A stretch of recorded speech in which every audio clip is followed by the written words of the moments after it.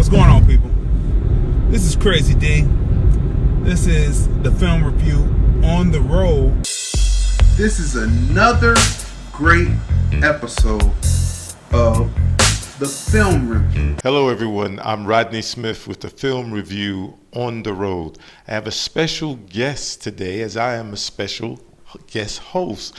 I have a presidential candidate. Yes, not only a presidential candidate, because there are many, but one that has actually made the debate stage. Many of you may have heard from her because she's an author of many best-selling books, but she's right here in the Las Vegas community, and her name is Marianne Williamson. Remember that name, because soon you may be saying, Madam President. Good morning. How are you? I'm great. Thank you, Rodney. How are you? I am awesome. And one of the reasons why I'm awesome is because that you are here bringing a message that is much needed for this community as well as for the nation at large. You have a message of peace. You have a message of love that goes along with the change that is in the air. If you could share with the folks who you are, how you got to this point, why you're running for president, and what that message of love and peace Well, is. thank you so much. I have been writing for 35 years, speaking, giving courses, talking to audiences about how love heals our lives and how love is the essence of who we are. Some of us think of this in terms of religion and God's love. Some of us think of it not necessarily religious, but in terms of the goodness, the truth, the wisdom, and the love within us. And when that is present in our lives and it is expressed in our behavior, our lives work better. There's no and when those things are not present, then our lives go on track. Then when we get back to those things, our lives repair. That's just the way it is. Well, it's also true with the nation, and America has gotten off track. Our public policy is driven more by economic values than by humanitarian values. And we serve corporate interests before we serve the human interests of our children, of each other, of the planet itself. And this has caused terrible suffering. Suffering of our children, suffering of our people, suffering of our planet, suffering of other people in other countries. And somebody's got to stop this. And it will take a real revolutionary spirit to stop this, because these soulless forces and an economic system that is disconnected from any sense of morality or ethics, make no mistake about it, is a soulless force. And that is not just neutral, that's dangerous. And when this has been present before, slavery, institutionalized white supremacy and segregation, suppression of women, when this has been present before, the goodness of the American people have stood up. And in time, we have changed it, and it's time to do that again. That's why I'm running for president. Wow, that was a mouthful. You know, you mentioned some things about the institutions of white supremacy and how it's impacted our society as a whole.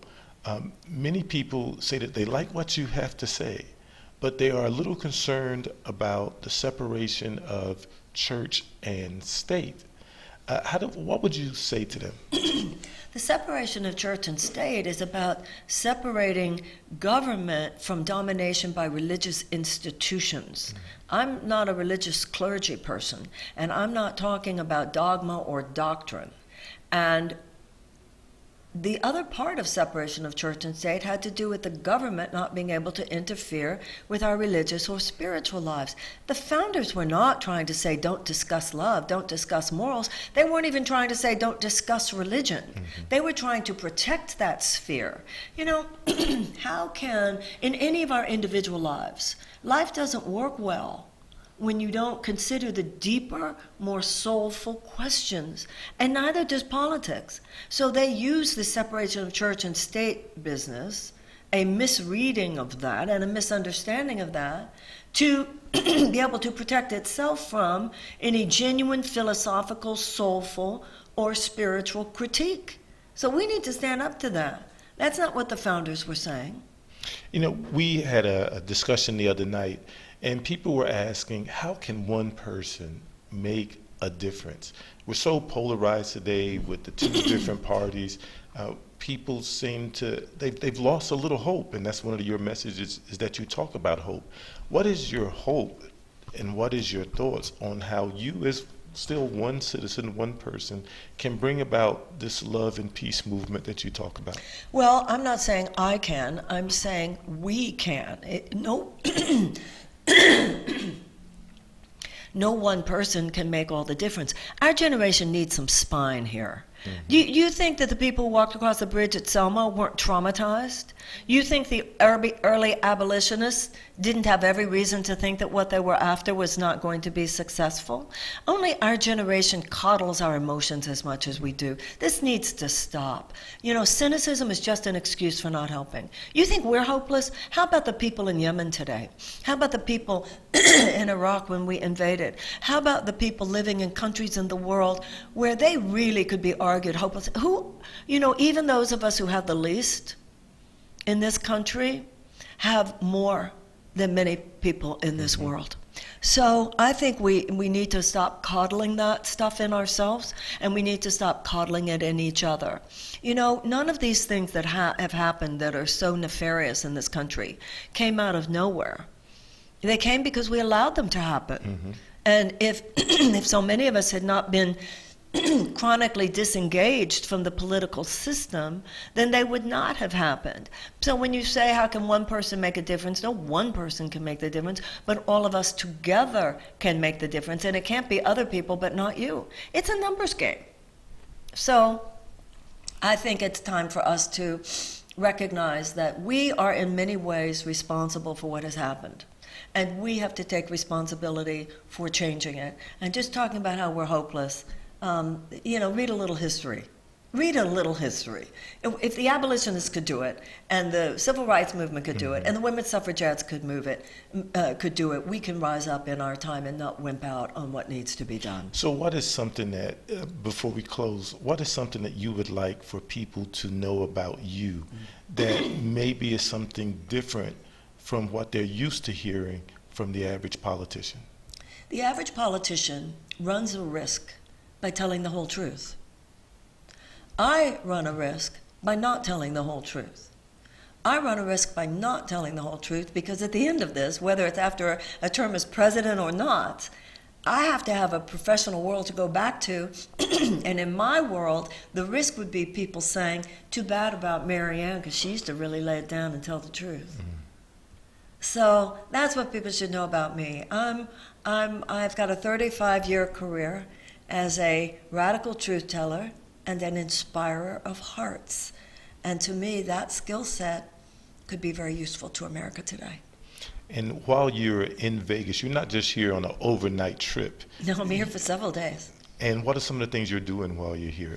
I'm really, having the opportunity to talk to people like yourself and talk to some of the people who are really going through the most the effects of the economic injustice of this of this country. That's why it's very meaningful to me when I go places like the Rescue Mission, when I go places like the Native American Indian Center, when I go places like the Home for the Homeless Youth yesterday. My campaign is based on the realization that we need a nonviolent, peaceful revolution in this country. JFK said, those who make peaceful revolution impossible make violent revolution inevitable. Economic injustice, our economic system has become a system of tyranny. We have millions of American people. We have 40% of all Americans who have on a daily basis struggle just to make ends meet. So one of the things I'm experiencing is being with people who not only are experiencing that hardship, but with so many of the activists, the social workers, the teachers, the people who are actually making a difference in their lives. Also the peace builders, the teachers, the people who are working with children. We need wraparound services. We need trauma-informed education. We need restorative justice and conflict resolution. We need a Department of Peace. So I'm meeting here in Nevada with peace builders, just as I'm meeting with people who are working with children. We need a Department of Children and Youth. We need a Department of Peace. Where we need people, the people that I'm meeting here who are concerned about the nuclear energy and the movement of plutonium through here. I'm talking to people who are realizing what's happening with the wildlife reservation and the fact that the wildlife refuge, and the fact that the Air Force wants to extend and to expand their operations in that, and the danger that that poses to much of the wildlife here. I'm meeting with people who are living soulful lives where we all know what's wrong, what has to be fixed, and we're ready to fix it. So where can people still meet you before you leave our great state? Where are some of the locations you're going to be visiting? Well, I'm going to be at the Great Gathering today. I'm going to be at the cleanup of the Martin Luther King statue. If anybody goes to Marianne 2020, and I'm Marianne, Marianne, and if you go to marianne2020.com, you can see where I am on this trip. I'll also be back very shortly in a couple of weeks, July 2nd, I think. And if you sign up on the mailing list, give us your phone number. We'll text you when I'm here. You know, this is the deal, and I'm going to be on that second night of the debate, June 27th. Watch me, send me good energy, please. And all this time leading up to it during the debates, just send your good energy through the television set. And if your heart feels like, yeah, there's a yeah here, then please help me get the word out. You were on the radio this morning on the local station, KCEP. What was that experience like? Because most presidential candidates don't come to the station. What was the experience like for you? A campaign is a continuing conversation with the American people. You and I were together the other night. Mm-hmm. So you know, and you obviously know what all this is about. I mean, you're talking to people. You're getting down.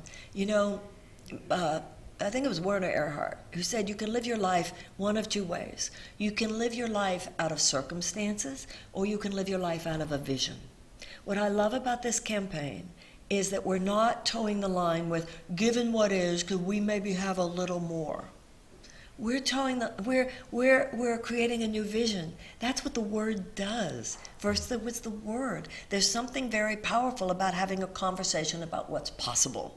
When we talk about reparations, when we talk about a Department of Children and Youth, when we talk about a Department of Peace, when we talk about peace building, when we talk about a culture of peace, moving from a war economy to a peaceful economy, from a fossil fuel economy to a green economy, when we talk about moving beyond just treating sickness to actually creating health, we're having a new conversation in America. We're having a new conversation, the conversation we all are yearning for. And out of that will come tremendous political force if we want it. Well, there you have it. Marianne Williamson, candidate for President of the United States of America 2020. For those of you who have not registered to vote, please go out and register. For those of you who have been disenchanted and you've been looking for a candidate that talks about peace and hope, that talks about empowering the people, then here is your candidate right here in Marianne Williamson. Thank you so much for joining the film review on the road this morning. We wish you the best while you're here. And did you have any parting words? Just a deep, deep thank you to you, Rodney, because people like yourself, you know, there are a lot of people who listen to a candidate like me and say, well, I really love it and I really wish, but you're a long shot. Candidates and campaigns arise when there are people like yourself who are willing to lay it down before it's popular. And it creates force. And I can't thank you enough. I know what a gift you're giving me. Thank you so much. Well, thank you. Well, everyone, the film review on the road with a presidential candidate, Marianne Williamson, Marianne 2020. Go check her out, learn a little bit more about her, and tell somebody. That's how we make the true and systemic difference. Thank you, everybody. Until next time. Bye-bye. This is another great episode of the film review.